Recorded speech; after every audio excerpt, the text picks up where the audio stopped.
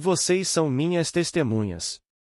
Palestra completa realizada em 12 de janeiro de 1964. Na qual ele fez a pergunta: Não vos disse eu desde o princípio e não o declarei? Há um Deus além de mim? Não há Deus, não conheço nenhum. Isaías 44, 8. Agora, a palavra traduzida como Deus na primeira é Elohim, a segunda é singular, e é traduzida na versão padrão revisada como rocha. Então, quando lemos na versão padrão revisada há um Deus além de mim? Não há rocha, não conheço nenhuma, nós buscamos as Escrituras para descobrir do que se trata. O que é essa rocha da qual ele fala? Bem, hoje à noite, você e eu somos chamados a ser testemunhas, a testemunhar a verdade da palavra de Deus. Pois nos é dito, toda a palavra de Deus é verdadeira. Não acrescente nada a ela, para que ele não o repreenda e descubra que você é mentiroso. Provérbios 30, 6.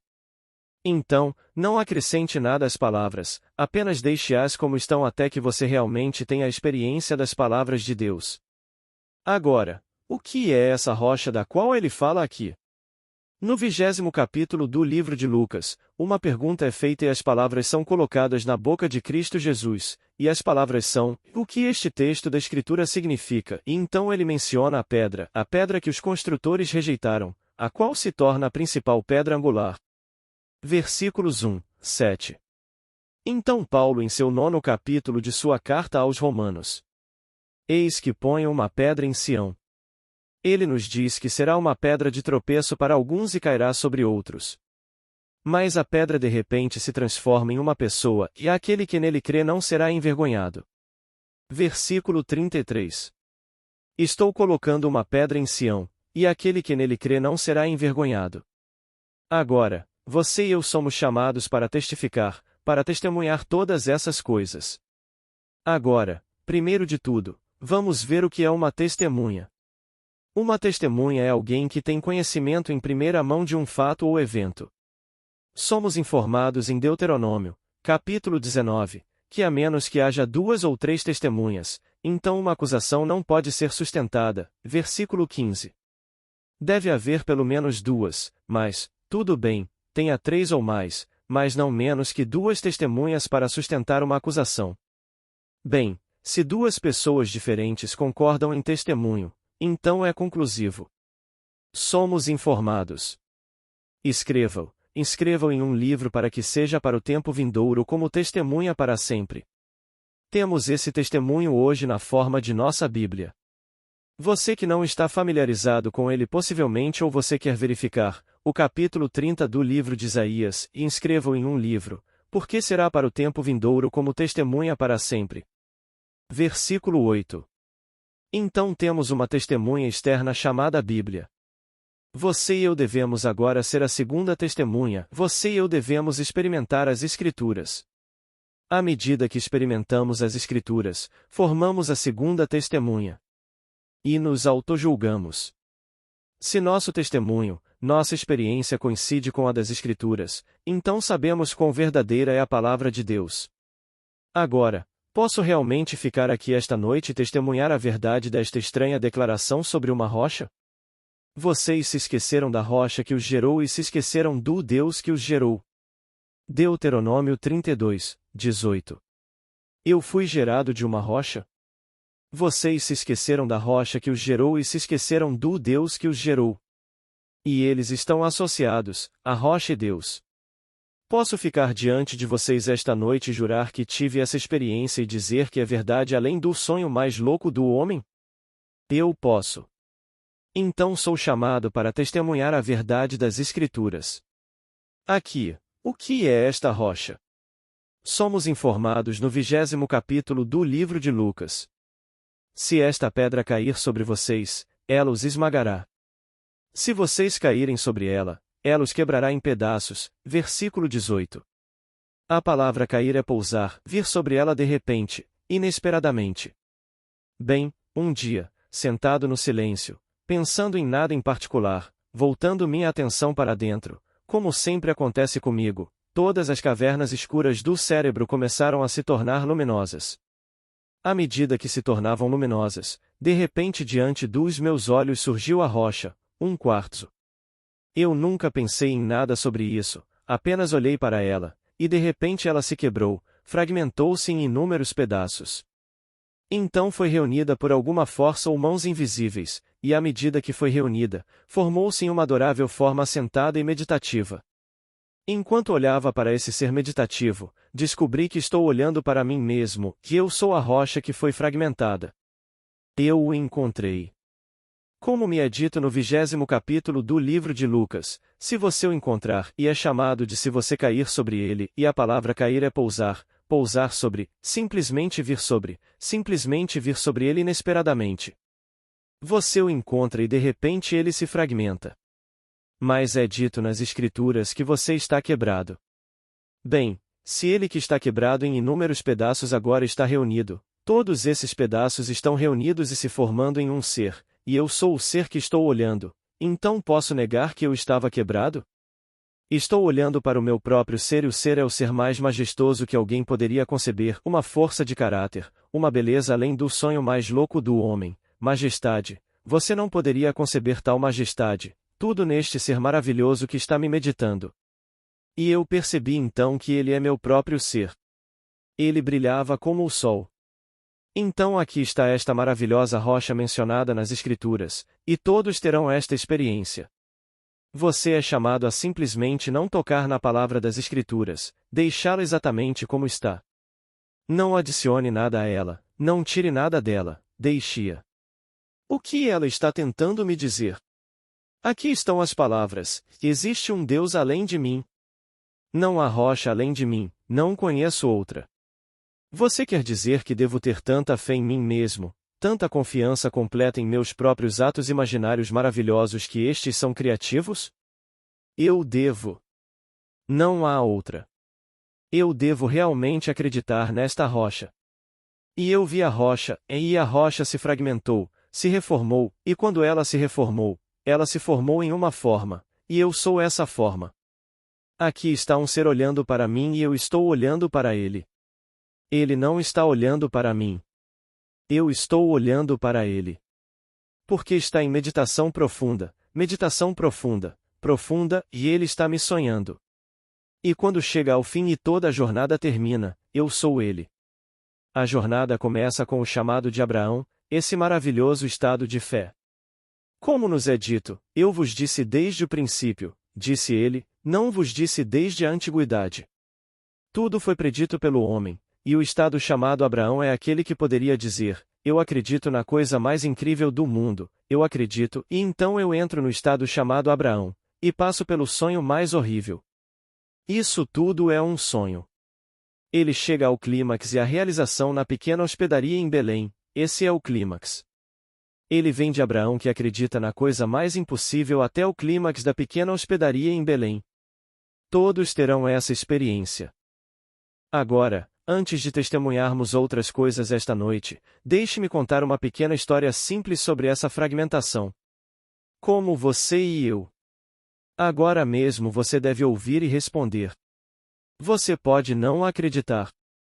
Isso também é enfatizado nas Escrituras, que o homem é livre para rejeitá-lo completamente ou aceitá-lo. Se você aceitá-lo, vá com tudo e não deixe ninguém perturbá-lo, ninguém. Se você realmente acredita que esta rocha é seu próprio ser e que não há outro Deus, quando você diz que eu sou, isso é Deus, e não há outro Deus, acredite implicitamente. Eu experimentei isso. Eu vi a rocha se fragmentar, se reunir, se formar na forma de um ser meditando, e estou olhando para mim mesmo, e ele é quem está me meditando. Posso sugerir uma mudança no padrão, não posso mudar o sonho final. Para você e eu, no começo, quando entramos naquele estado chamado Abraão, concordamos em sonhar em conjunto, e não violaremos esse pacto. Todos nós concordamos em sonhar em conjunto. Mas dentro do sonho, posso mudar e modificar certos estados.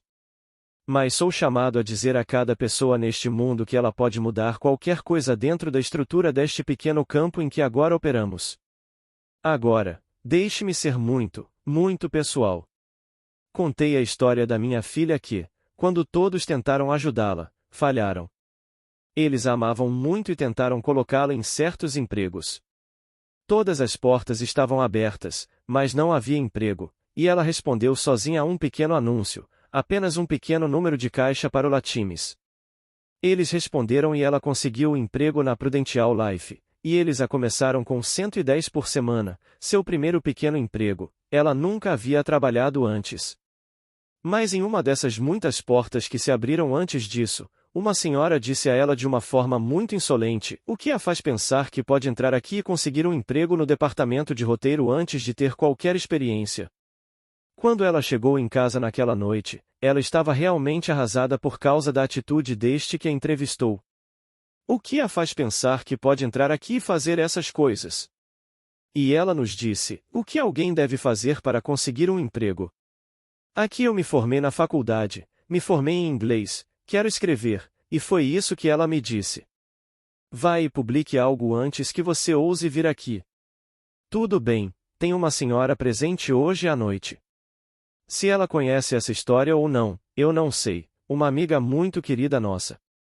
E ela confiou na minha filha e contou a ela uma história de um cavalo cego que ela possuía, a família possuía, que foi trazido para as High Sierras, e esse outro cavalo que não era cego o trazia para baixo quando a neve começava a cair e o trazia para baixo por todas essas fendas e todas essas pedras, todo o caminho até a segurança. Minha filha foi para casa e bateu aquela história, apenas em forma de sinopse, comovida além da medida, e então me disse: "Papai, poste isso para mim na Disney." Tudo bem, acho que vou registrar para você, então registrei. E hoje, neste mesmo dia, chegou uma carta da Disney aceitando a história, pedindo que ela dissesse seu preço e dizendo: "Você deve se lembrar que será necessário muito trabalho profissional para torná-la madura, mas eles gostaram da história e a querem, e pedindo que ela dissesse seu preço." Então, se ela só recebeu $1, pelo menos ela tem um cheque da Disney pela história, e eles, sem dúvida, darão crédito a ela porque é a ideia que ela apresentou. Ela pode voltar para a mesma mulher e dizer: "Tudo bem, você quer algum reconhecimento profissional, aqui está." Para quem ela se voltou? Ela não se voltou para mim, eu nunca vi o roteiro. Não se voltou para sua mãe nunca viu o roteiro. Não se voltou para ninguém. Para quem ela se voltou? Aquela rocha que nos gerou. Você não se lembrou da rocha que o gerou e se esqueceu do Deus que lhe deu a luz. A rocha é Deus. Eu a vi. Eu vi a rocha dentro, eu caí sobre ela, e então a rocha se fragmentou.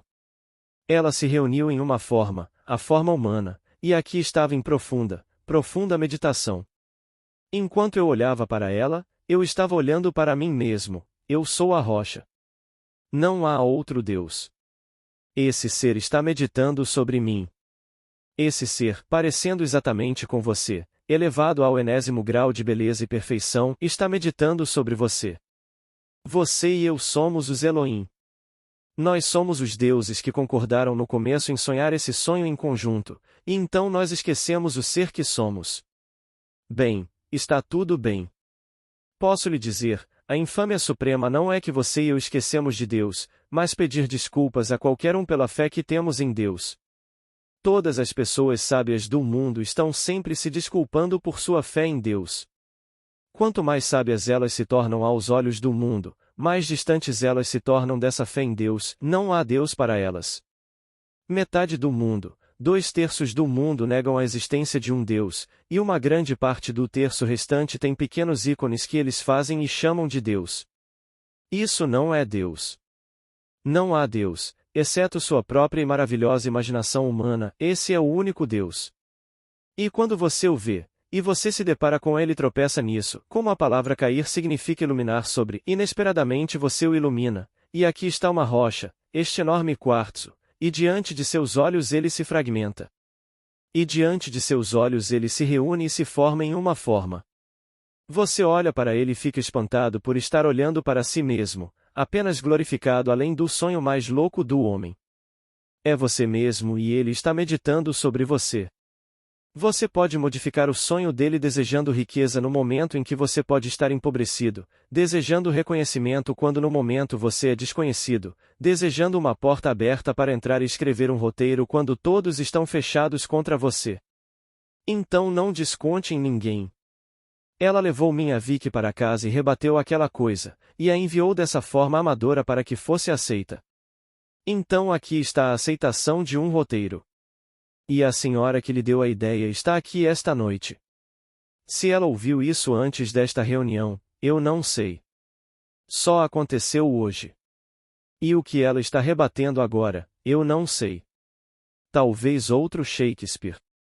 Mas quero dizer, este é o conceito desta rocha que somos. Não há nada além de Deus. Mas não pense em ele, estou falando de você. Ouça as palavras, a rocha se torna uma pessoa.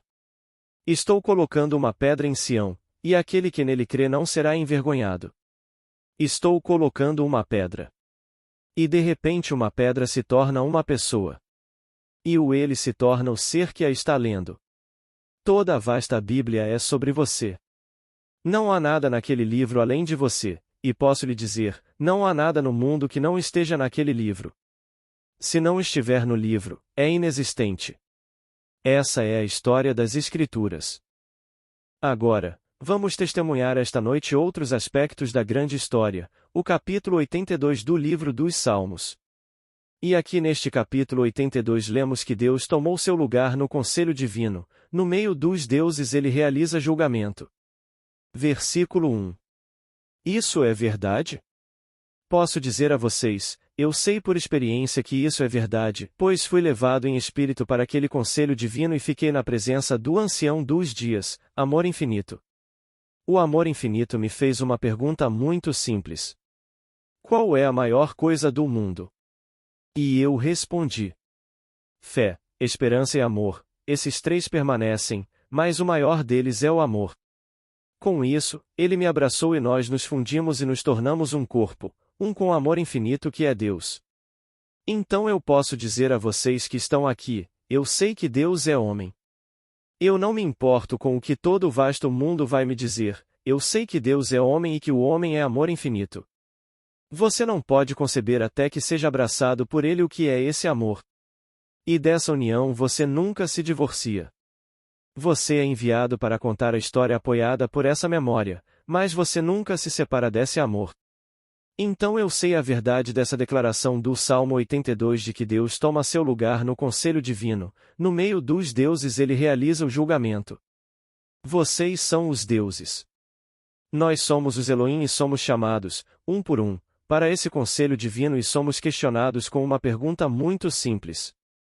Então o capítulo 13 de 1 Coríntios é verdadeiro, pois quando se trata do resumo e dos nomes de todas essas coisas, ele resume todos os talentos e todos os poderes do mundo, e então se resume ao amor é o maior de todos eles. Então ele me fez uma pergunta muito simples. Qual é a maior coisa do mundo? E eu respondi corretamente. Tendo respondido corretamente, fui abraçado por ele. Então eu sei que isso é verdade. Agora, retorne ao livro de Lucas, onde ele está falando agora de levar o homem adiante em direção a um novo conceito de vida completamente. Primeiro, os fariseus fizeram uma pergunta, e então vêm os saduceus, e os saduceus estão fazendo perguntas nas quais eles não acreditam. Eles fazem a pergunta sobre a ressurreição.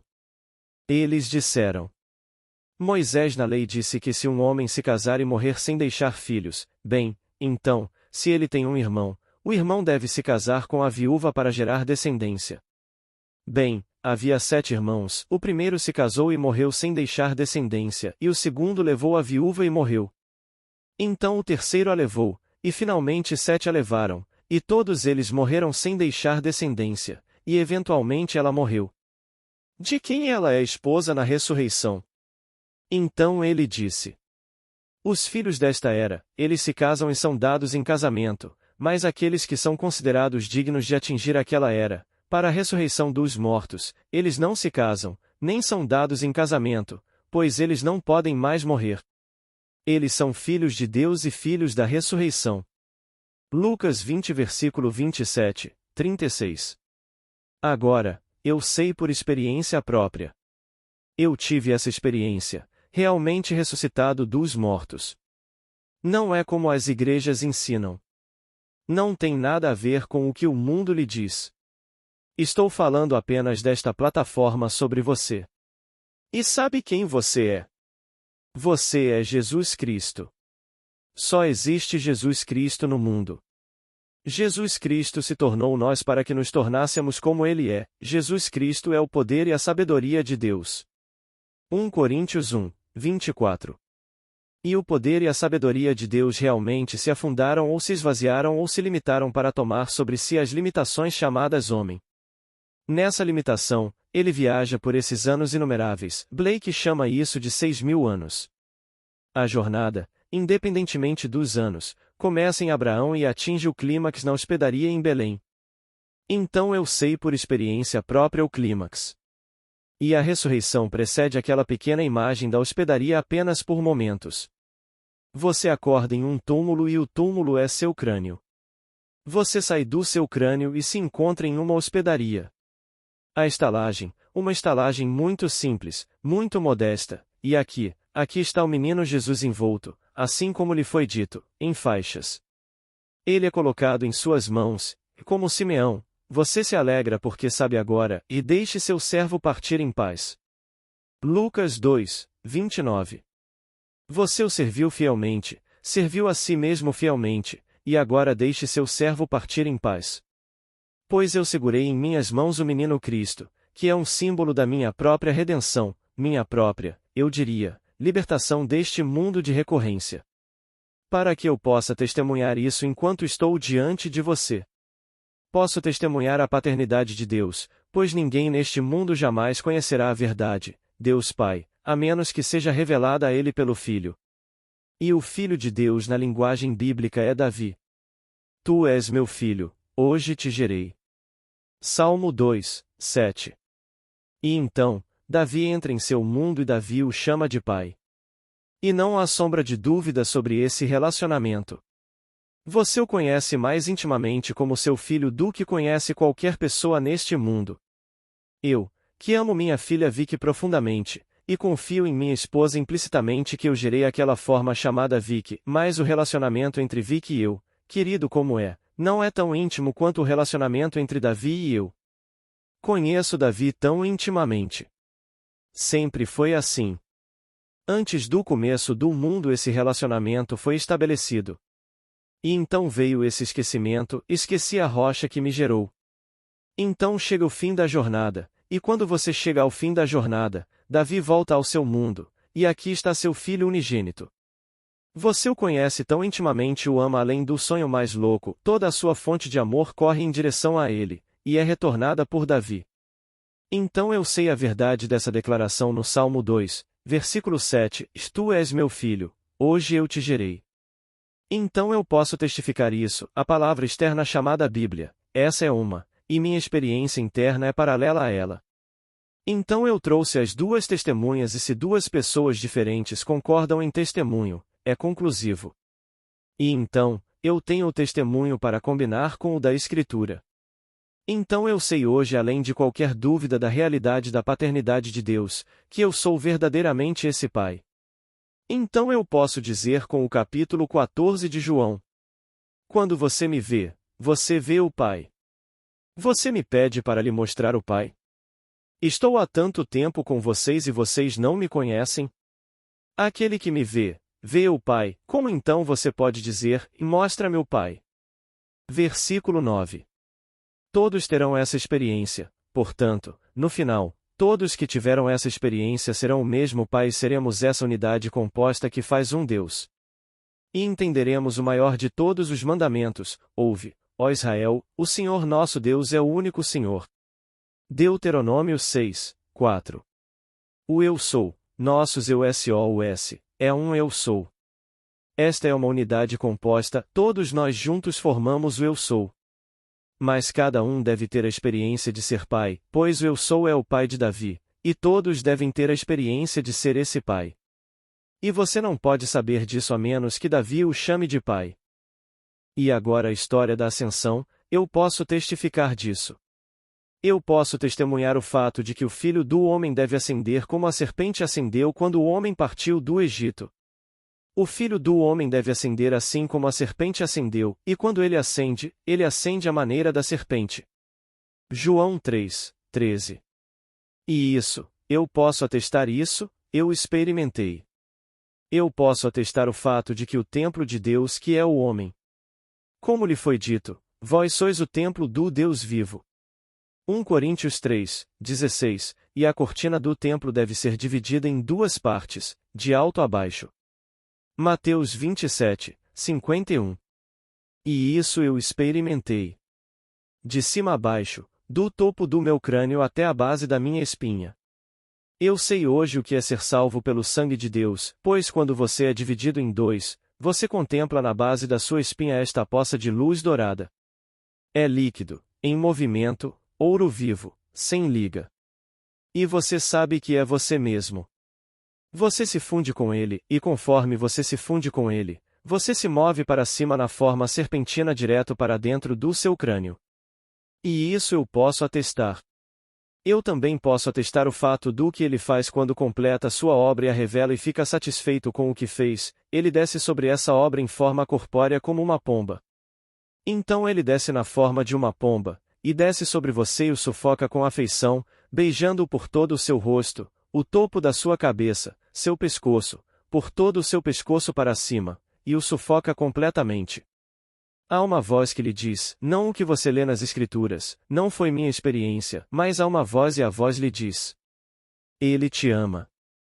As Escrituras registram, este é meu filho amado, em quem me comprazo. Mateus 3:16. Mas há muitas modificações dessa frase nas Escrituras, nenhuma delas concorda, e nenhuma pode realmente ser sobreposta uma à outra. Vou lhe dar minha própria experiência, há uma voz e uma voz muito objetiva, porque ela está à sua esquerda, e ela fala e faz uma declaração, ele te ama. Então você responde. É óbvio que ele me ama porque você não conseguiu negar o sufocamento dessa feição da pomba que se move por todo o seu rosto. Então ela lhe diz o que não está registrado nas Escrituras, e até agora eu não encontrei nas Escrituras registradas. Pode estar nas Escrituras apócrifas, eu não sei. Mas ela me disse. Eles evitam o homem porque o homem exala o odor mais ofensivo, e para evitar o odor eles evitam o homem. Mas ele te amou tanto que penetrou no anel da ofensa e desceu para demonstrar seu amor por você. Agora, isso eu não encontrei nas Escrituras.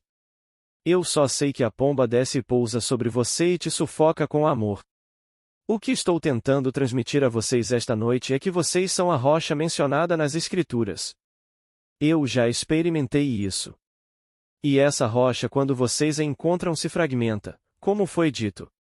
As Escrituras dizem que vocês estão quebrados, bem, vocês estão quebrados. Se a rocha se quebra, e então vocês a veem se remontar em forma humana, e vocês são a forma na qual ela é remontada, não foi vocês que a quebraram? Então lhes é dito.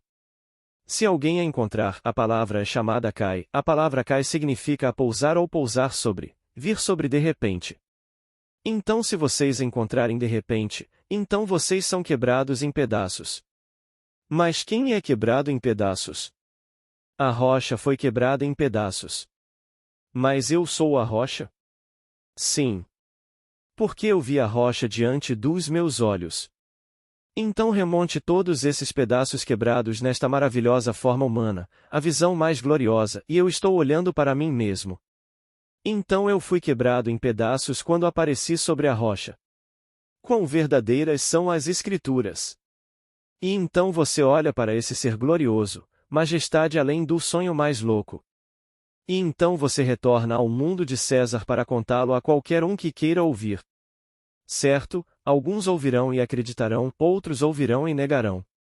Depende inteiramente deles. Mas a história de Jesus Cristo deve ser contada a todos no mundo. Todos devem ouvi-la e responder a ela. Então, a pequena história que contei antes sobre Vicky, leve-a a sério. Ela não se virou para a esquerda ou para a direita, e aqui ela simplesmente confiou apenas em si mesma, e na coragem de enviar isso dessa forma. E então em 2 semanas para obter uma resposta de que é aceito. Ela só confiou naquela única rocha. E a rocha é ela mesma. Da rocha que te gerou, você é desatento, e você se esqueceu do Deus que é aquela rocha, que te deu a luz. Pois esta é a emanação deste ser meditante. Estou meditando isso para propósitos não muito claros neste mundo. Pois todos nós, juntos, concordamos em sonhar em concerto e meditar todas essas formas, através de todos os horrores do mundo, e então despertar. E despertando de tudo isso, nós nos expandimos além do que éramos quando concordamos com esta peça. Então, todos nós juntos, nenhum maior que o outro, nenhum, todos nós somos um, pois seu nome é um e Deus é um. Então, que ninguém lhe diga que alguém, porque ele realmente encontrou uma dessas palavras de Deus dentro de si mesmo e a experimentou, que ele é, porque ele precedeu você nisso, é melhor do que você. Que ninguém lhe diga isso. Jesus Cristo é chamado de testemunha fiel, as primícias dos que dormiram, o primeiro ressuscitado dos mortos. Mas não deixe que ninguém lhe diga porque é o primeiro que Jesus Cristo mencionou nas Escrituras é diferente do Jesus Cristo em você. Quando você desperta, você é esse Jesus Cristo. Então, no final, todos, somente Jesus Cristo desperta em todos, e todos são Deus. Agora, esta noite, você apenas tenta esta coisa simples de acreditar nesta rocha que você é. Pois estou testificando a verdade das Escrituras, e a rocha é literalmente verdadeira. Acho que mencionei no meu último livro que a verdade é literal, as palavras usadas são figurativas. Mas, no entanto, em um nível mais alto, é literal. Então, quando você lê as palavras que você é uma rocha e Deus é uma rocha e que a rocha gerou você, não deixe ninguém lhe dizer que, embora seja figurativo neste nível, não é literalmente verdadeiro em um nível mais alto. Pois falo por experiência própria, é literalmente verdadeiro em um nível mais alto. E então você vê a rocha, então você não pode apagá-la. Então, você é informado no 30º capítulo do livro de Provérbios que toda palavra de Deus prova ser verdadeira, não acrescente nada às suas palavras para que ele não o repreenda e o chame de mentiroso. Então, quanto mais sábio você se torna neste mundo, mais você tende a mudar a palavra de Deus para dar sentido, para dar significado a ela neste nível. Não pertence a este nível, porque neste nível você encontrará experiências relacionadas ao mundo de César. Mas, posso lhe dizer por experiência própria, cada palavra de Deus é literalmente verdadeira em um nível mais alto. Assim como Moisés levantou a serpente no deserto, assim deve o Filho do Homem ser levantado. Neste nível, não faz sentido, e ainda assim eu lhe digo por experiência própria que é verdade. Assim como uma serpente foi levantada naquela vara que brotou, assim deve o Filho do Homem, que é o título de Cristo, ser levantado.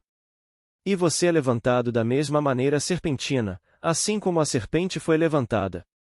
Então, peço a todos que venham comigo e acreditem em mim implicitamente. Enquanto estou diante de vocês, estou apenas testificando o que sei por experiência da palavra de Deus.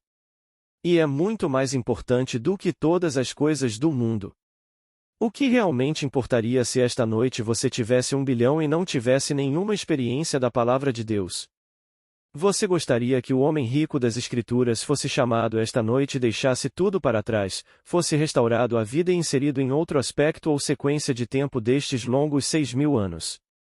Você deixa aqui o bilionário para se encontrar, ainda sem perda de consciência, inserido em uma sequência de tempo mais adequada para o seu despertar. Por que não acreditar agora e começar a despertar? Agora, há uma passagem nas Escrituras que é muito reconfortante. É o 5º capítulo de João que aquele que ouve a minha palavra e crê naquele que me enviou, herdará a vida eterna. E passará da morte para a vida. Versículo 24. Ouvir isso e aceitá-lo completamente parece, de alguma forma estranha, reunir tudo e passar da morte para a vida.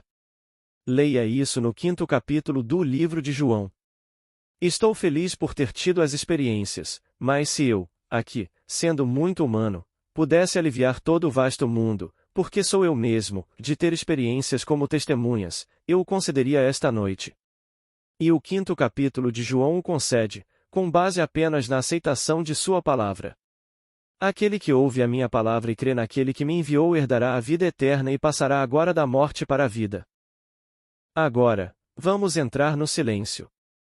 Agora, tem alguma pergunta, por favor? Pergunta. Você poderia, por favor, explicar quem é o Filho do Homem e quem é o Filho de Deus? Resposta. Bem, você é informado nas Escrituras no capítulo 7 de 2 Samuel, e o profeta está falando com Davi, e o profeta disse a Davi: quando seus dias forem cumpridos e você se deitar com seus pais, o que significa quando você morrer e for enterrado? Eu levantarei seu filho depois de você, que sairá do seu corpo. Eu serei seu pai, e ele será meu filho. Versículo 12. Então, se sai do homem, é filho do homem, não é? Mas se agora o que é trazido do homem é agora adotado por Deus como filho de Deus, então é o filho de Deus. Então ele traz do homem aquilo que ele adota como seu próprio filho. Mas você não pode negar ao homem o direito de dar à luz a ele, se não fosse pelo homem, ele não poderia trazê-lo à luz. Então, eu levantarei de você seu filho, que sairá do seu corpo. Eu serei seu pai, ele será meu filho. Então, o terceiro ato da revelação da história é filho do homem. O último ato quando esta pomba desce sobre o homem, e Deus vê sua imagem e ela é perfeita como ele pretendia que fosse, e ele a sufoca com afeição, e mostra sua apreciação pelo que é feito, e sua satisfação, então isso é filho de Deus. Então há 4 revelações. A primeira é um ato duplo, que é a ressurreição e o nascimento, eles vêm juntos, a ressurreição precedida por uma questão de momentos. O segundo ato é um ato único que é a descoberta da paternidade de Deus quando Davi revela você como seu pai, e Davi é o filho unigênito de Deus. O terceiro ato é um ato duplo. Essa é a divisão do templo de cima para baixo, e a ascensão do Filho do Homem em uma nova criação. E então o quarto ato é a satisfação mostrada por Deus de sua imagem, é bom, é muito bom, e a sufoca com afeição. Pergunta. Foi dito que Jesus disse a Pedro: tu és Pedro, uma rocha, e sobre esta rocha edificarei a minha igreja. Não sei hebraico. Exatamente de onde vem a palavra Pedro? Em francês, literalmente, Pierre, que é a mesma palavra, mesmo nome, é rocha ou pedra. Isso também é verdade em hebraico? Resposta. Sim, a palavra é Petros, que é rocha. O primeiro, ele foi apresentado por seu irmão André como Simão, que significa ouvir. E assim, André encontrou Jesus Cristo. E assim eu encontrei aquele de quem Moisés, a lei e os profetas falaram. E então ele trouxe seu irmão Simão, e ele disse a ele: então você é Simão. De agora em diante seu nome é Pedro. E Pedro significa pedra, é Petros, o petrificado, a rocha, o mais condensado, o mais congelado, mas sobre isso eu construirei. E a igreja não é nenhuma igreja do lado de fora no mundo, pois vós sois o templo do Deus vivo. 2 Coríntios 6, 16. E desse estado congelado eu o quebrarei e mostrarei a você o ser que está realmente meditando em todo o vasto mundo. E esse ser acontece de ser você. Bem, até. Agora não se esqueçam que não estaremos aqui no dia 18, mas estaremos aqui até o dia 15. Obrigado. Boa noite. Gratidão por ter assistido até aqui. Deixe seu like, comente e compartilhe para que mais pessoas recebam esses ensinamentos. Inscreva-se no canal. Muito obrigada. Paz e bênçãos na vida de todos.